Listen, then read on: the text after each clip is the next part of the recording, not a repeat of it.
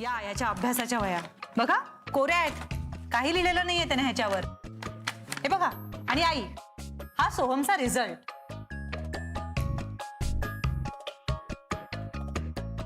पाहिलीत का? तुमचीच सही आहे. तुम्ही केलेलीत?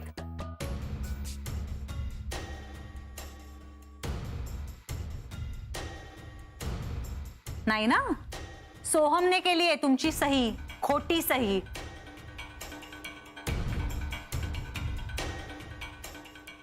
नापास झालाय हा मुलगा 2 विषयात.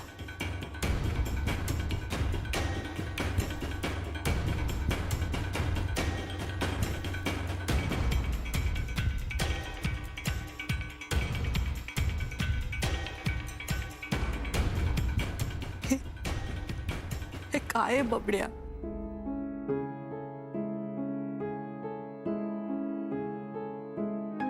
अभिज किचन आयुष्य आहे ना सर तुमचं. इतकं मोठं पॅशन होतं, ते सहजासहजी तुम्ही सोहमला देऊन टाकलं. त्या मुलाला कशाचीही किंमत नाहीये.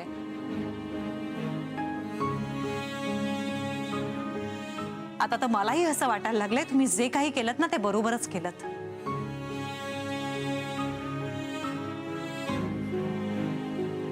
म्हणजे ठरलंय ना, मी कितीही शिकलो, डिग्री मिळवली तरी पण अभिज किचन माझ्या नावावर होणारच नाहीये. नाही होणार आहे ना? ओके.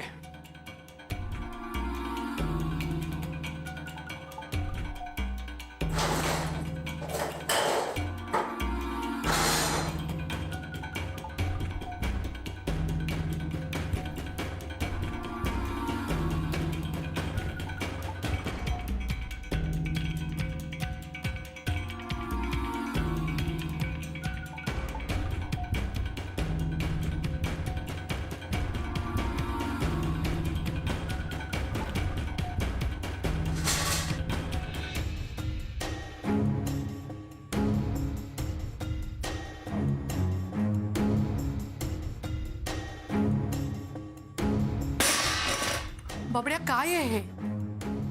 हॉटेल जर का माझ्या नावावर होणार नसेल तर शिकून तरी काय उपयोग आहे? उगाच आयुष्यातली 2-4 वर्ष मी फुकट घालवणार. इतकी मेहनत घेणार, अभ्यास करणार दिवस रात्र, आणि काय कशाला करायचं ना एवढं सगळं? आणि जर का मी हॉटेल मॅनेजमेंट करणारच नसीन तर या नोट्स तरी काय कामाच्या?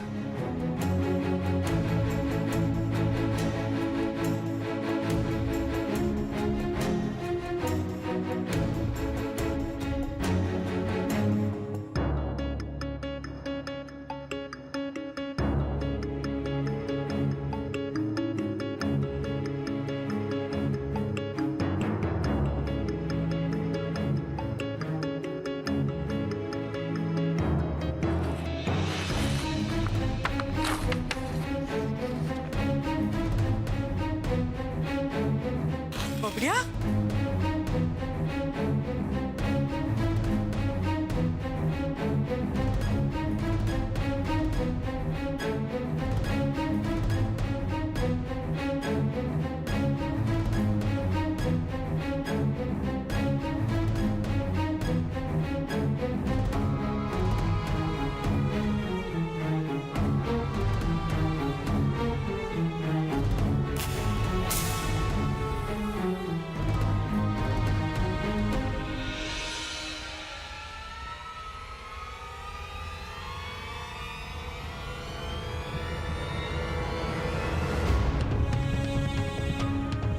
अरे काय करतोयस हे तू? बबड्या थांब तू.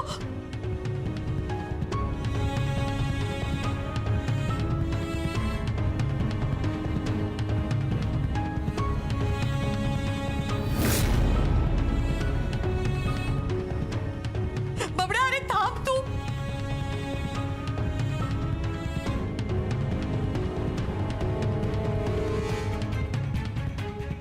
ओ माझा हात सोड. तू बघा काय करतो, बघितलं का तुम्ही? अहो तुमच्या नोट्स सोडा मला.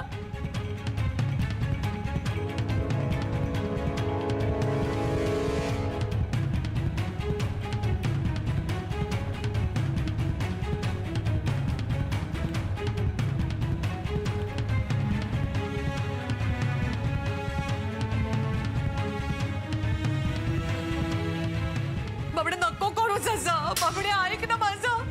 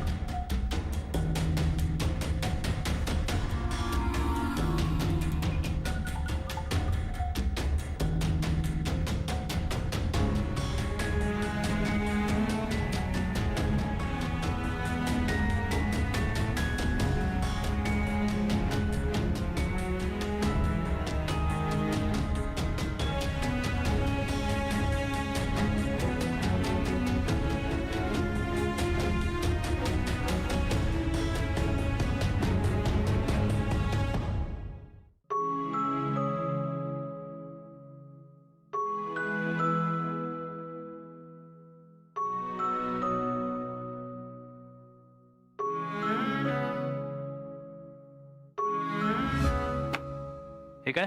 मी हॉटेल मॅनेजमेंट करत होतो ना, तेव्हा मी स्वतः काढलेल्या नोट्स आहेत. अरे बायबल समज बायबल या कोर्सचं. या नुसत्या नोट्स फॉलो केल्यास ना तरी डिस्टिंक्शन घेशील.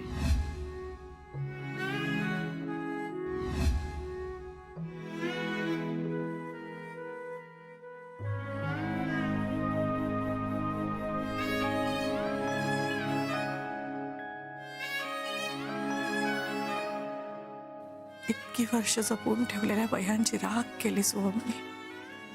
किती वेदना झाल्या असतील यांच्या मनाला.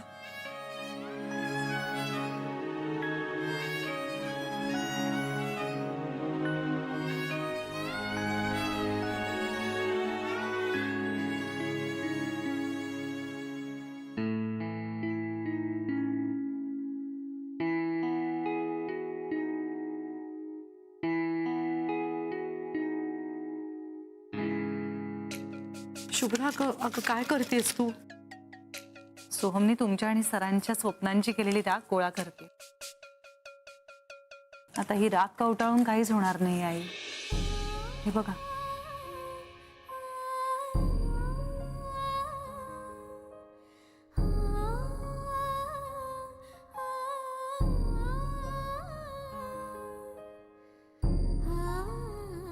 फक्त हात काळे होतील तुमचे.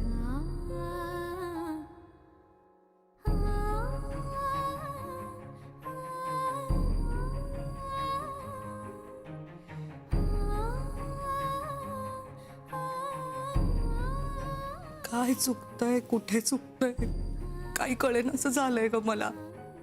मलाही फक्त कोणाचं चुकलंय हे बाकी लक्षात आलंय.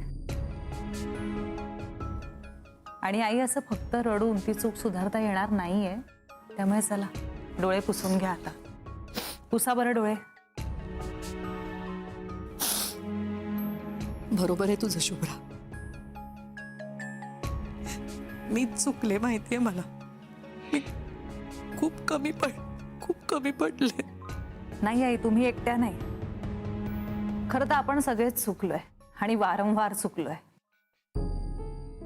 सोहम त्याच चुका पुन्हा पुन्हा पुन्हा करत गेला आणि आपण त्याला सतत माफ करत आलो.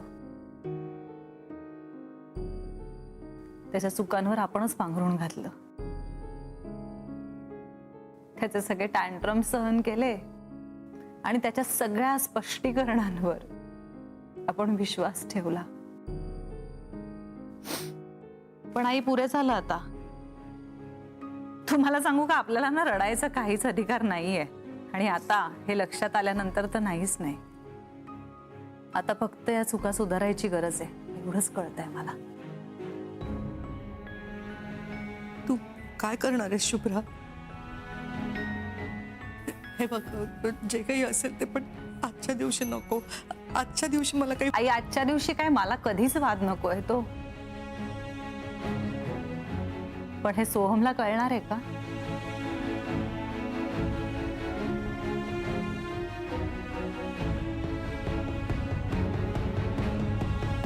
अगं शुभ्रा,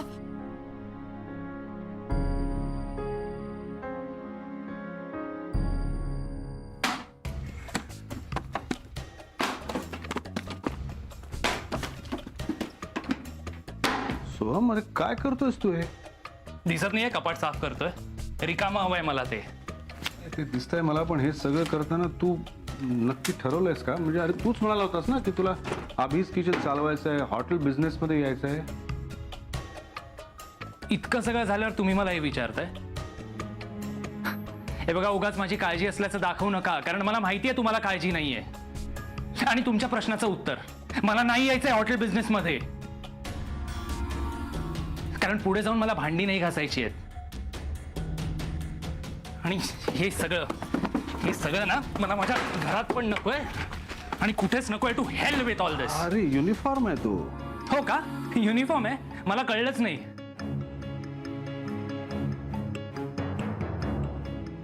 युनिफॉर्म आहे का?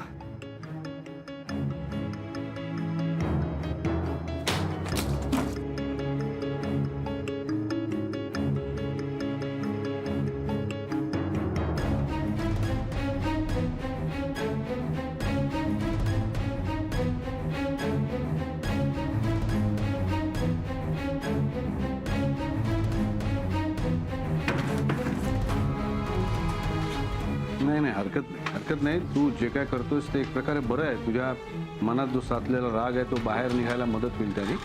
तू शांत झाल्यावर तुझा राग गेल्यावर बोलूया आपण.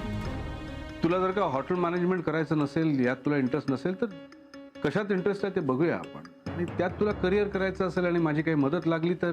गरज नाहीये मला तुमच्या मदतीची. खरं तर मला माहितीच नाही मला काय करायचंय ते. पण एक गोष्ट मला माहिती आहे. काय? मला पूर्वीसारखं जगायचंय.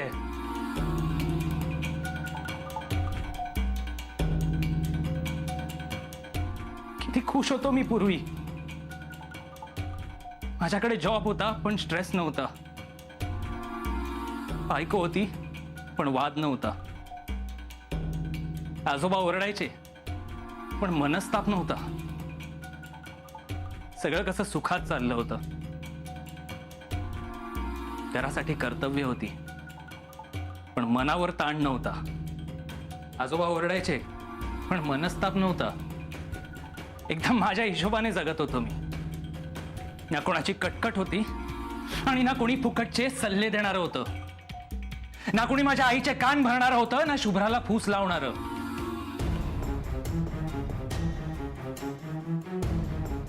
अरे हो, ते दिवस आठवले ना की मला एक गोष्ट लक्षात येते. तेव्हा ना मला कसलाच ताप नव्हता, कारण मला बाप नव्हता.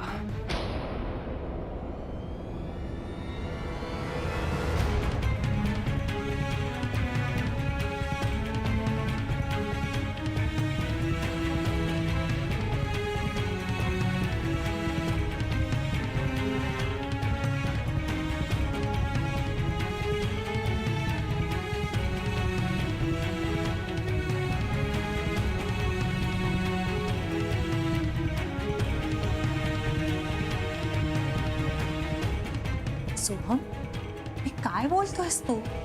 त्यावेळी घरात तूही नव्हतीस.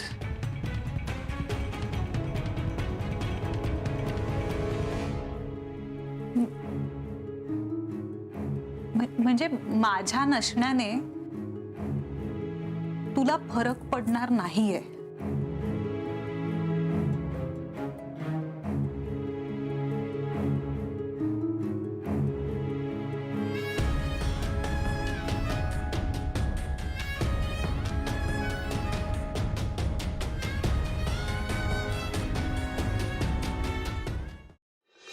आई, सर, मिस्टर सोहम कुलकर्णी, जरा बाहेर या प्लीज सगळे. काय ग शुभ्रा, काय झालं? शुभ्रा, काय करतेस तू? शुभ्रा, तू काय करतेस? अहो मी ही काय करते? आता काय नवीन नाटक आहे तिची? थांब ना रे बबड्या, मी बघतेय ना. शुभ्रा, तू तू बोल माझ्याशी, तू तू काय करतेस हे? शुभ्रा बोल ना, काय आहे शुभ्रा हे? आई नका इतक्या पॅनिक हो. मग काय आहे हे शुभ्रा? बबड्याने तमाशा केला तेवढा पुरेसा नाहीये का? तुलाही आज करायला नाही नाही आई, हे त्याने जे काय केलं ते नाही करते मी. पण येस, माझा प्रचंड संताप होतोय आई. तुम्हाला माहिती आहे हे रूढी परंपरा वगैरे मानणाऱ्यातली मुलगी नाहीये मी, पण तरीही त्या त्यावेळी रूढींना जपणं, प्रत्येकाच्या भावनांचा आदर करणं हे करत आले मी आई. आजवर तुमच्याकडनं कित्येक वेळा मी मंगळसूत्राचं महात्म्य ऐकत आले, आणि आपल्याकडे तर काय, मंगळसूत्र हा स्त्रीच्या आयुष्यातला अविभाज्य भाग असतो. मग तिचा नवरा त्या योग्यतेचा असो किंवा नसो,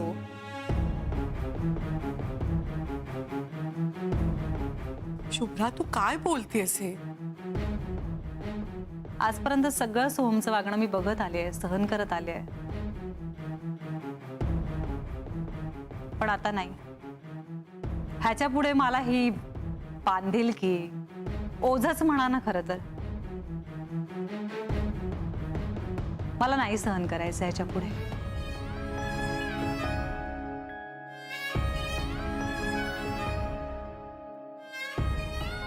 आणि तुम्हाला दोघांना वेगळं सांगायची गरजच नाहीये.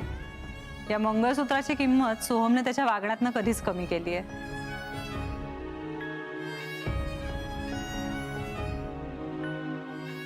खरं सांगू का, मलाही कधीतरी वाटतं की आमच्या दोघांच्या नात्यातल्या सगळ्या गोष्टींची होळी करावी.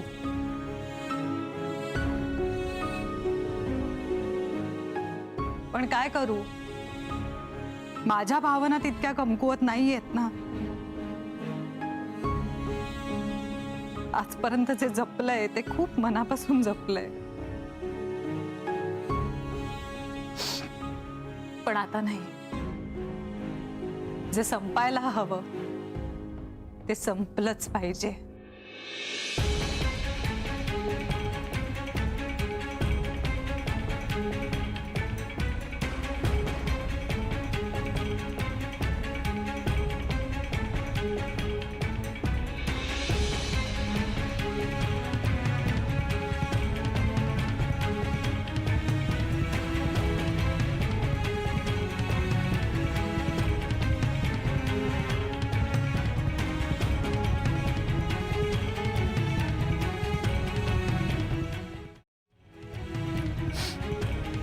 शुभ्रा तू तू काय करतेस हे? असं असं नको करूस ग.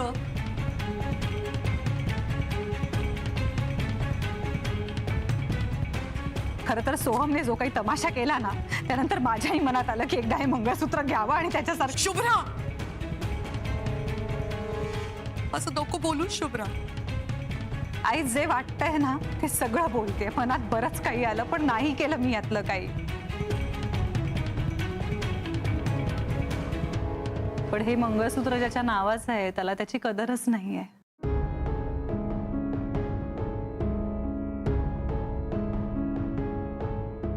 पण आई, माझ्यासाठी ना कुठल्याही वादापेक्षा तुमच्या भावना जास्त महत्वाच्या आहेत, आणि म्हणूनच तुमच्या भावनांचा अनादर करून मला माझ्या आयुष्यातला कुठलाच निर्णय नाही घ्यायचा.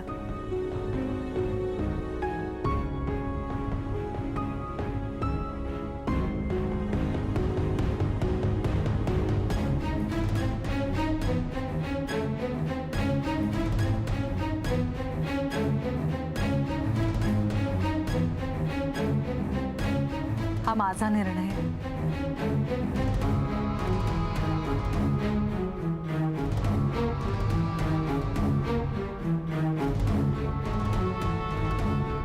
आणि आता मी हे मंगळसूत्र नाही घालू शकत.